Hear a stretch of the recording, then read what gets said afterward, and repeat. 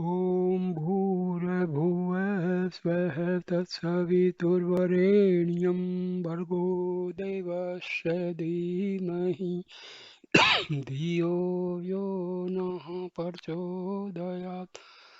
ॐ शान्ति शान्ति शान्ति। नमस्ते दोस्तों, नमस्ते नमस्ते। I will describe what is Jivan Mukti or liberation. So I will start this. Please listen and concentrate and try to understand and contemplate. This is a very, very important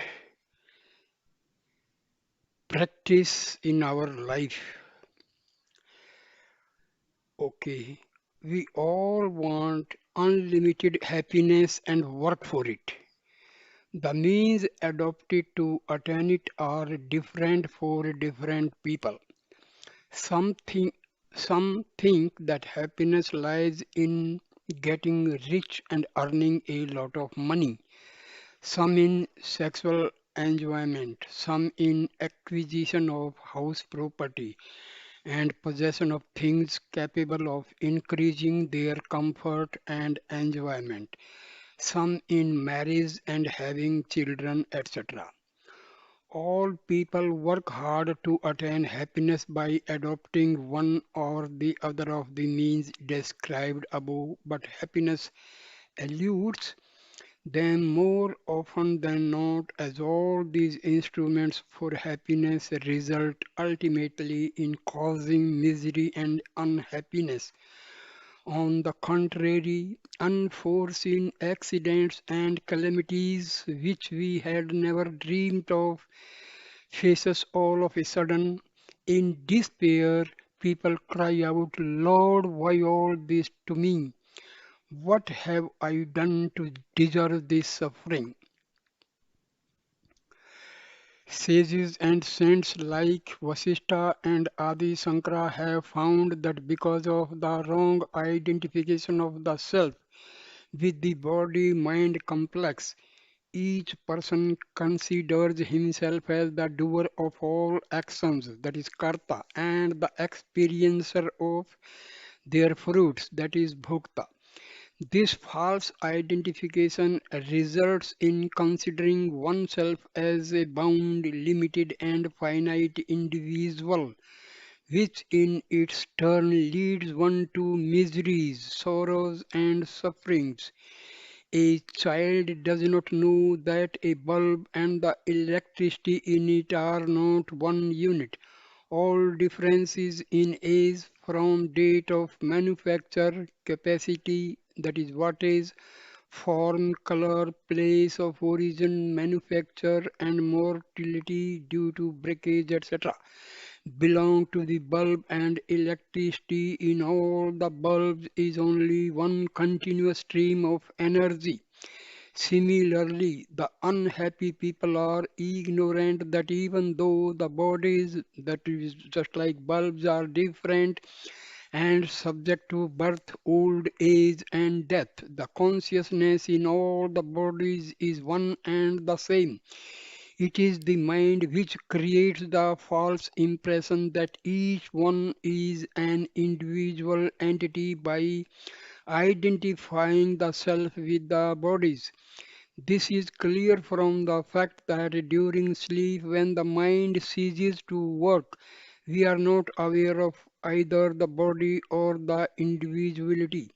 Then we revel in the bliss of the totality of undifferentiated consciousness. Similarly, pain and pleasure, joy and sorrow, happiness and suffering are all mere thoughts and fabrications of the mind due to the false identification of the self with the body mind complex. Anyone who realizes the truth through self inquiry, that is, questioning who am I, annihilation of the mind, the non mind state called manonasa, etc., is able to de-link himself from the body and identify himself with the supreme consciousness, that is Sat Chit Ananda, Satchidananda, and thus gets liberated from this illusion, resulting in cessation of sorrows. This state of liberation is called mukti, and many believe that this state of perennial bliss can be attained only after death as a result of a lifetime of spiritual practice, that is sadhana. Sri Ramakrishna Paramhansa says, why speak of God realization in the future? It is here and now. Only the will that hides it has to be destroyed. When the will falls to pieces, that which eternally is shines forth the one self luminous. The philosophy of non-dualism, that is Advaita Vedanta, preached by the Upanishads, as also sages like Dattatreya and Adi Sankara, promises liberation while still alive and not necessarily one after death. This liberation while living is called Jivan Mukti, and those who have attained it are called Jivan Muktas. Paramhansa Ramakrishna and Maharishi Ramana, these two sages, they were Jivan Mukta, and they have proved each and every aspect of Upanishads true. They were the real Jivan Muktas of the last century. If liberation or mukti is to result only after death, many would not be inclined to believe in it, as nobody will be able to verify whether it really happened or not. While on the other hand, liberation while yet living is capable of direct verification. This was in case of Paramhansa Ramakrishna and Maharishi Ramana. All this phenomena was completely verified. The one who is able to perceive the one eternal being only in all the individual being is called Jivan Mukta. While Bhagavad Gita has not used the term Jivan Mukta as such, some scholars believe that the other terms Satita Prajna, steadfast in wisdom, and Gunatita, one who has transcended the three modes, Sattva, Rajas, and Tamas, are identical with Jivan Mukta, the one who is aware of his identity with the Supreme Brahma, which is immanent in all beings in an undifferentiated manner. The same idea regarding the essence of Jivan Mukti has been forcefully brought out by Adi Sankara in his Sarva Vedanta Sara Sangraha. Thus, I am the Supreme Being, Brahma. I am the Brahma. I am the Brahma. I am the consciousness. I am the consciousness. The one who is fully convinced of this and remains as such is a Jivan Mukta. In the forthcoming chapters, while a brief mention will be made of the methods of becoming a Jivan Mukta, which are no different from the entire gamut of sadhanas prescribed in the various religious, spiritual texts and scripture for attaining liberation, that is moksha. The various distinguishing characteristics of a Jivan Mukta will be discussed in greater detail. Besides serving other purposes, studying the common characteristics of a Jivan Mukta, his inherent qualities, his code of conduct, how he behaves in the normal day-to-day life, etc., by itself constitutes one of the easy methods for attaining Jivan Mukti here and now. What are the various means for attaining Jivan Mukti? There are two major methods of sadhana for attaining Jivan Mukti. Number one, with effort, and the other without effort. If one can get liberation without any physical or mental effort, who would be foolish enough to adopt sadhanas involving effort, which rituals, japa, chanting of mantras or sacred syllables, puja, formal worship of idols, etc., breath control, pranayama, observance of various disciplines like celibacy, non-violence, non-stealing, non-accumulation of possessions, etc. The matter is not so simple, and the sages who have evolved such elaborate spiritual practices were certainly men of no mean wisdom. The following story will illustrate this point. A rich man, fully drunk and in a state of thorough intoxication, sitting in the drawing room of his own house in a city, say Delhi, called his car driver at 3 p.m. one day and ordered him to bring out the car from the garage and to take him to his house as it was quite late. The driver was perplexed and diffidently told his master, "Sir, this is your own house where you are sitting. Where else should I take you?" The master rebuked him, saying, "I do not want drivers who argue with me. I want unquestioning, implicit obedience. Do what I told you." The driver adopted a ruse. He drove his master through various distant parts of Delhi and brought him back to the same house by 10 p.m. The master felt happy and having come out of his inebriation exclaimed, "Oh, now we have arrived. So long as we remain entangled in the multi-tentacles of illusions and delusions, intoxicated by Maya, the divine will which is responsible for our wrong identification and consequent delusion, we have to start and proceed by the apparently tortuous and strenuous paths involving effort, even though ultimately the seeker is the sought. When who is seeking? Atma. Whom the Atma is seeking? Himself. So seeker and the seeker. Huh? Sought. Same. Atma is seeking Atma. When once in a particular birth we start with a mind already purified and spiritually mature, we shall be enabled to go by easier and direct paths where no effort is involved. For example, dissolution of all desires, including for mukti, by adopting a witness attitude of choiceless perception and an unconditional acceptance of all occurrences and events, good or bad, favorable or unfavorable.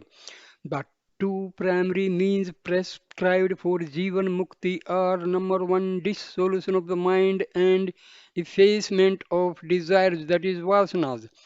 The Upanishads declare that when once all the desires are obliterated thoroughly and nipped at the very source, which is the heart, the individual who is subject to birth and death becomes immortal. He attains self-realization here and now. The dissolution of desires leads one to a still mind, ultimately to the stage of no mind, when all thought cease permanently. Cessation of sorrows, freedom from fear, perennial peace and entailment, all these rest on the dissolution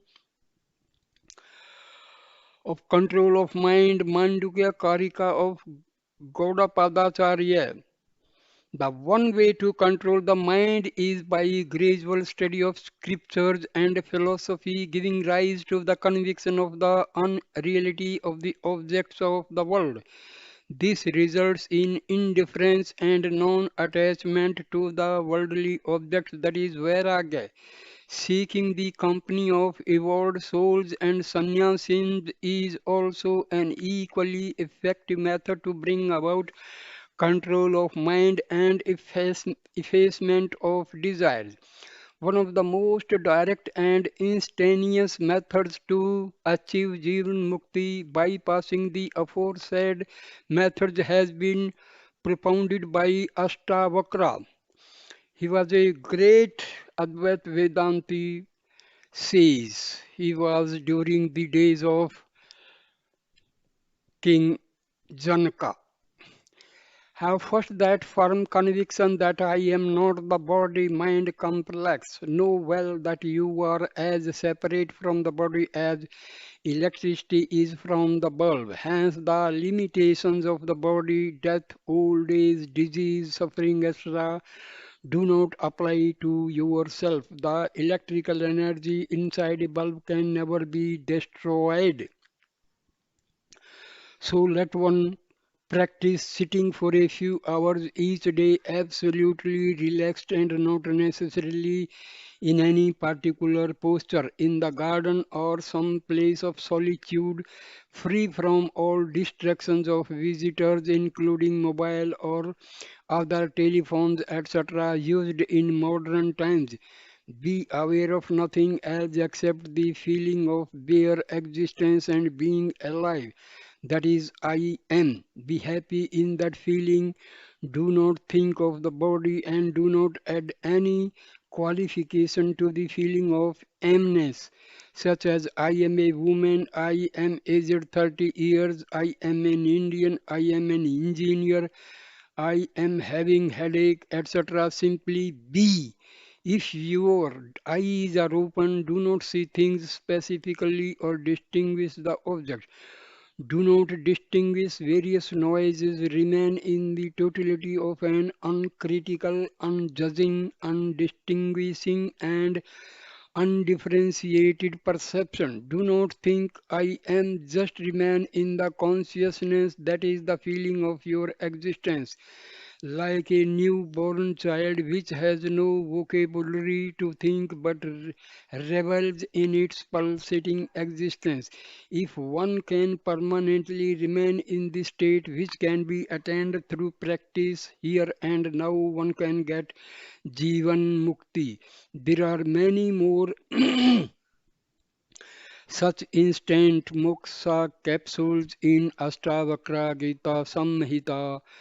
Similarly, if one contemplates daily on one or more of the more important common characteristics of inherent qualities of a Jivan Mukta de- delineated in the next chapter, allows it to seep into one's entire being and percolate into and permeate every cell of one's body and heart, one will become a Jivan Mukta. What is most important for attaining Jivan Mukti is to engage oneself solely in the pursuit of self knowledge. In this path, the main impediment is the mind, which will not allow one to concentrate on the only goal. For this purpose, aggressive and suppressive methods will be of no avail. The mind is mainly contaminated by attachment and hatred, likes and dislikes, feelings of enmity and love, etc. The refractory mind should be fondled and with gentle persuasions brought to equipoise, where it will remain as a silent witness. Repeated, persistent, and patient efforts for a long time will be necessary till one reaches the conviction of the one self immanent in all beings. Despite all the knowledge of the characteristics and inherent nature of a Jivan Mukta at the tip of our fingers, it is not at all easy to spot out and recognize a Jivan Mukta from the multitude of people without the grace of Supreme Being and unless the Jivan Mukta wills it so. The Jabala Upanishad speaks of Jivan Muktas as those who wear no distinguishing insignia or marks to denote their caste, tradition, station in life, that is householder or sannyasi or other categories, and will have a nondescript and very common man-like personality. They will not adhere to any specific code of conduct, and many behave sometimes like madmen, though not mad in the least, sometimes like those possessed by the devil, and more often than not like children. Seshadri Swamigal of Tiruvannamalai Thiruvannamalai used to behave like a madman. He used to enter into any house and throw away all the food cooked and kept ready. He used to throw away the goods kept in some of the shops into the mud. All those people with whom he behaved like that got immense material prosperity and spiritual benefits too. Swami Nityananda of Vajraeswari near Bombay used to threaten, abuse, and throw stones at people who dared visit him in his cave, like a man possessed, and used to fill the hands of children with sweets and toffees. Jesus Christ was once feeling hungry and approached a fig tree by the side of the road. He found nothing at all on the tree except leaves. Disappointed, he pronounced, "May no fruit ever come from you again." The fig tree withered at once. That this is in St. Matthew 21-18. Is not this act like that of a child which chides the ground where it happens to stumble and fall? No, notwithstanding all the problems of recognition, a Jivan Mukta has a distinct and subtle fragrance of his own which refuses to remain hidden, a divine glow on his face and an undeniable vibration emanating from his body, bestowing peace, soothing and calming the agitated minds of those aspirants who happen to meet him. These vibrations will reveal themselves more forcefully to those who have developed an intuitive insight on account of the spiritual practices sadhanas done by them, and those who are equipped with the knowledge of the general characteristics of Jivan Mukta. What do we gain by recognizing a Jivan Mukta? Number one, if once we can recognize Jivan Mukta, we may seek and cultivate his holy company, Satsanga. Keeping such company of the holy man alone can lead us to the state of Jivan Mukti as averred by Srimad Bhagavatam. If one is lucky enough, one may be able to choose such a Jivan Mukta as one's personal guru, preceptor. That alone is sufficient to make Mukti liberation a fate accomplished. Number two, many self-styled teachers and aspirants who treat the spiritual path and claim to have had some experience like seeking a light, hearing the Om sound or supernatural voices, seeing some visions of God or divine realms, realms, acquiring some mystic powers like materialization of the objects just by thinking of them, or divining the thoughts in another's mind through telepathy, etc., are apt to be something deluded into thinking that they have become enlightened Jivan Muktas. Now, this is all a bar, this is a checkmate. This is a hurdle in the path of liberation. So, these are called siddhis. They are dangerous. They are not good for sadhakas. A knowledge of the essential characteristics of a Jivan Mukta will serve as a checklist for self-assessment as to whether or not they have actually reached that state or not. One of the simplest acid tests given in the scriptures is that any saint who is interested in collection and accumulation of money and prosperity for whatever noble reasons it may be, as also anybody who is interested in sexual sports, cannot be a knower of the self. Incidentally, such a knowledge about Jivan Muktas would protect an aspirant from falling into a wrong company under a delusion. Thirdly, even those who seek material prosperity and advancements tend to benefit by going to Jivan Muktas whose very presence confers on them the fulfillment of all other desires. Many people are fascinated by the various mystic powers demonstrated by some persons who are mistakenly taken to be Jivan Mukta. In Yoga Vasishtha, Sri Rama poses a beautiful question: why is it that the Jivan Muktas never demonstrate the mystic powers, siddhis, like journeying through the sky, levitations, etc.? The reply given by Maharishi Vasishtha is ordinary persons still in the bondage of the phenomenal world who have not had self realization can cultivate such powers through certain occult means. A knower of the self, a Jivan Mukta, will not go after the acquisition of such powers, siddhis, as he is wholly content. This is in Laghu Yoga Vasishtha in his own self, and these mystic powers are all products of ignorance. What to speak of the glory of a Jivan Mukta, even long after a Jivan Mukta leaves his body.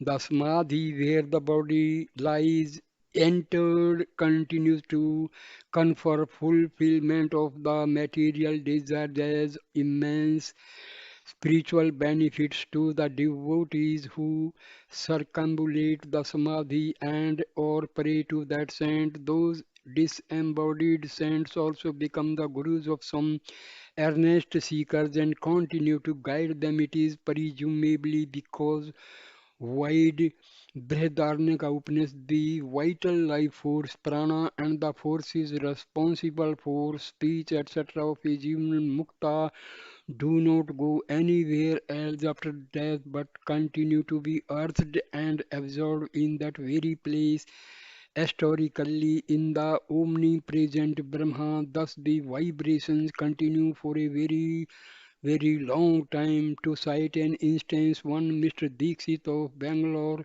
an ex-Air Force officer settled in the USA, had come to Sri Ramana ashram at Trivannamalai during late 2000, early 2001. One day he straight barged into my room in the evening and began to rave and rant as to how he came to the ashram with a lot of spiritual expectations and found that the ashram had deviated from the path of knowledge instructed by Bhagwan Ramana, and hence he was going back the next day morning sorely disappointed by not having attended anything in the ashram. I was gazing at him helplessly. The next day, early in the morning, he again came to my room with bag and baggage and with tears in his eyes and told me, Swamiji, I am sorry for my ramblings yesterday. I have since got what I wanted. In fact, Bhagwan Ramana has given me more than what I bargained for. He went away immediately, even before I could ask him as to what he had wanted and what he got. The Swami, oh, the Swami just mentioned is Swami Shantanandagiri. He has written this piece about Jivan Mukti. So, dear friend, the remaining part of this article I will describe in the next video.